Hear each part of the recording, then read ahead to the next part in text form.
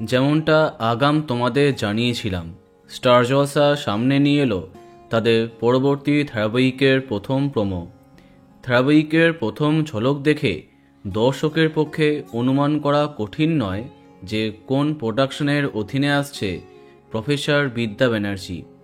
হ্যাঁ, গীতা এলএলবি, পরশুরাম, আজকের নায়ক ধারাবাহিকের মতো আবার জমকালো ধারাবাহিক আনছে ব্লুজ প্রোডাকশন। কিন্তু প্রশ্ন, কবে থেকে কোন সময়ে ধারাবাহিকটি আসছে? এর পরিবর্তে কে বিদায় নিচ্ছে? নতুনের জন্য সবাই এক্সাইটেড হলেও পুরনোকে হারিয়ে ফেলবার দুঃখ সবারই থাকে।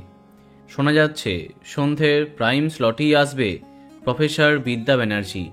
এমন অবস্থায় 6:30টায় আসার সম্ভাবনা সবচেয়ে বেশি। অন্যদিকে 6টার সময়তেও আসতে পারে।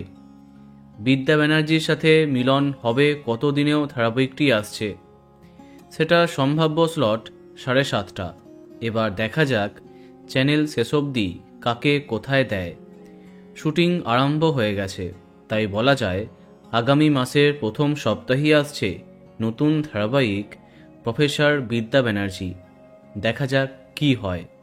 তো বন্ধুরা, এখন তোমার কি মন্তব্য কমেন্টে জানাতে পারো। আর এই রকমই আরও অনেক ভিডিও পেতে সাবস্ক্রাইব কারেন্ট বস। ধন্যবাদ।